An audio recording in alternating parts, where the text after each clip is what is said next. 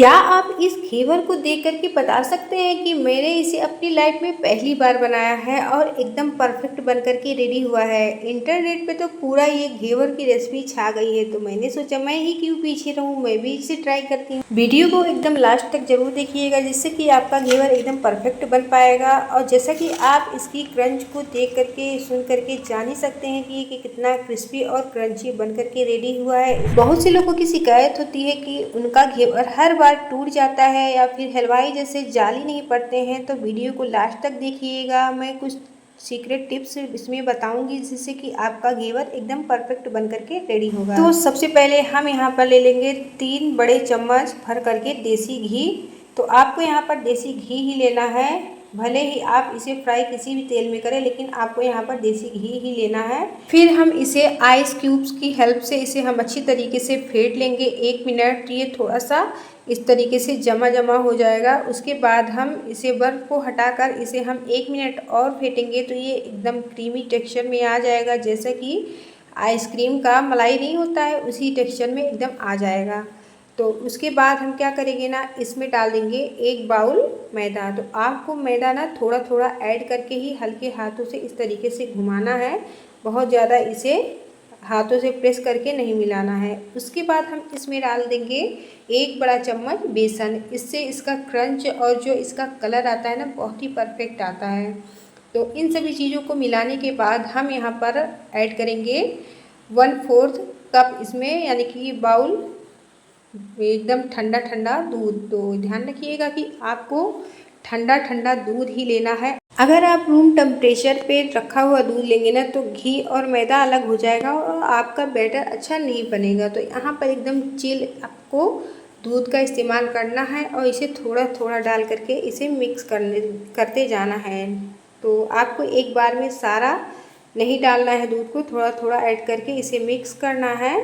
उसके बाद आपको एकदम ठंडा ठंडा पानी इसमें ऐड करके और धीरे धीरे इसे हमें मिलाते जाना है। तो याद रखिएगा कि यहाँ पर दूध और पानी को एकदम ठंडा ठंडा ही आप इसे मिलाइएगा और एकदम पतला घोल इसका बना करके रेडी कर लीजिएगा। और हाँ, यहाँ पर एक ख़ास टिप्स है ना कि आपको इसे ज़्यादा नहीं फेंटना है, बस 2 से 3 मिनट ही फेंटना है, नहीं तो इसका घी और मैदा अलग हो जाएगा, तो ये अच्छे से बैटर नहीं बन पाएगा। तो इसको हम अच्छी तरीके से छान लेंगे, जिससे कि इसमें जो भी लम्स वगैरह होगा वो अलग हो जाएगा। तो ये हमारा बैटर बन करके रेडी हुआ है। अब हम इसे रख देंगे फ्रिज में ठंडा होने के लिए। तब तक हम यहाँ पे रबड़ी बना लेते हैं। तो यहाँ पे हमने 1 लीटर दूध लिया है और उसमें से थोड़ा दूध को हम अलग कर लेंगे और इसका उपयोग क्या करना है अभी बताती हूँ। तो जब आपका दूध आधा हो जाएगा पक करके, उसके बाद जो हमने दूध को निकाला था ना थोड़ा सा, उसमें हम डाल देंगे 1 बाउल भर करके इसमें मिल्क पाउडर और इसे अच्छी तरीके से घोल करके हम इसे कढ़ाई में ऐड करते जाएंगे और अच्छी तरीके से कर देंगे मिक्स और इसे 1-2 मिनट और पकाएंगे, तो ये एकदम गाढ़ा हो जाएगा। उसके बाद हम इसमें डाल देंगे 2 टेबल स्पून भर करके चीनी। आपको यहाँ पर चीनी नहीं ज़्यादा डालना है, क्योंकि हम यहाँ पे चाशनी का भी यूज करेंगे ना, तो उससे बहुत ज़्यादा मीठा हो जाएगा, तो खाने में नहीं अच्छा लगेगा। तो ये हमारा रेडी हो गया है रबड़ी। अब ये थोड़ा सा ठंडा होगा ना, तो और भी ये गाढ़ा हो जाएगा। फ्रिज में बैटर को रखे हुए तकरीबन आधा पौन घंटा हो गया है। अब हम इसे किसी बर्तन में थोड़ा सा आइस क्यूब डालेंगे और पानी डाल करके उस पर हम बैटर रखेंगे, जिससे कि हमारा बैटर जो है ना एकदम ठंडा रहेगा, गर्म नहीं होगा। और एक तरफ मैंने यहाँ पर भगोने में रख दिया था ऑयल को गर्म होने के लिए। ये बहुत ही ज़्यादा अच्छी तरीके से गर्म हुआ है, तभी आपको इसमें उस बैटर को डालना है। तो ये बहुत अच्छी तरीके से गर्म हुआ था, तो हम इसमें थोड़ा थोड़ा बैटर इसमें ऐड करेंगे। ये देखिए इस तरीके से एकदम थोड़ा थोड़ा, तकरीबन मैंने यहाँ पे छोटा सा कलछुल लिया है और उसमें थोड़ा सा ही बैटर लिया है और उसे 15 से 20 बार हमने इसे डाला है। और जब एक बार इसमें जब झाग ख़त्म हो जाए, तभी आपको दूसरा बैच डालना है। तो इस तरीके से आपको धीरे धीरे डालना है और इसे अच्छी तरीके से किनारों को इसे छुड़ा लेना है। उसके बाद जहाँ पे कच्चा लगे आपको ना, तो वहाँ पे आपको इसे प्रेस करते हुए फिर इसे फ्राई कर लेना है। और इसे हम इसी लकड़ी या फिर बेलन की हेल्प से इसे हम निकाल लेंगे और इस तरीके से किसी झन्ने में आप इसे रखिएगा, जिससे कि जो एक्स्ट्रा तेल होगा ना वो निकल जाएगा। तो मैं सच बता रही हूँ कि मैंने इस रेसिपी को पहली बार बनाया और बहुत ही ज़्यादा मज़ा आया इसे बनाने में। आज तक कोई भी रेसिपी इतना अच्छा नहीं लगा बनाने में जितना इसे मज़ा आ रहा था। तो अगर आपको हमारा वीडियो थोड़ा भी पसंद आए तो वीडियो को लाइक, शेयर और सब्सक्राइब ज़रूर कीजिएगा। और अगर आप हमारा वीडियो फेसबुक पर देख रहे हैं तो पेज को फॉलो ज़रूर कीजिएगा।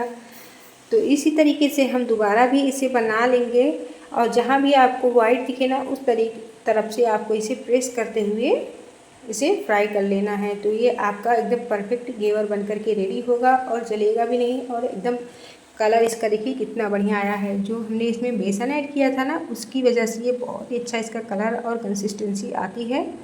तो इसी तरीके से हमने यहाँ एक बाउल से तकरीबन 5 घेवर बना करके रेडी कर लिया था।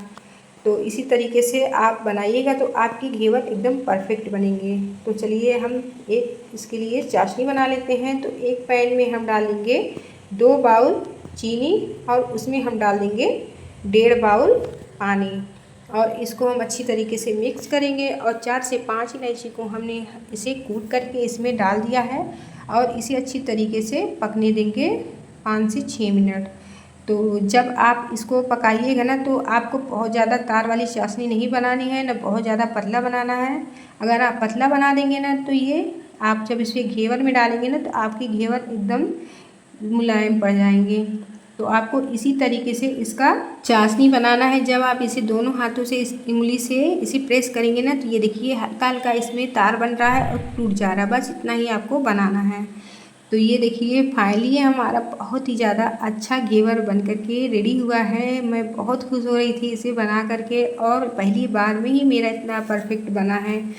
और आप इसे मेरे टिप्स के साथ फॉलो करके इसे बनाएंगे ना तो आपके घेवर बहुत ही अच्छे बनेंगे। तो इस तरीके से हमने इसे बना लिया है। अब हम क्या करेंगे ना एक मतलब ट्रे या फिर किसी चीज़ में आप इसे रखिएगा और ऊपर से आप इसमें चाशनी इसमें ऐड कर दीजिएगा। और इसमें आपने जो रबड़ी बना करके रेडी किया था ना उसको इस तरीके से लगा दीजिएगा। ऊपर से थोड़े से ड्राई फ्रूट्स ऐड कर दीजिएगा जो भी आपको पसंद हो। सिल्वर फॉइल लगा दीजिएगा या फिर थोड़ा सा काजू बादाम या फिर पिस्ता, थोड़े से रोज पेटल्स से आप इसे इस तरीके से डेकोरेट कर सकते हैं।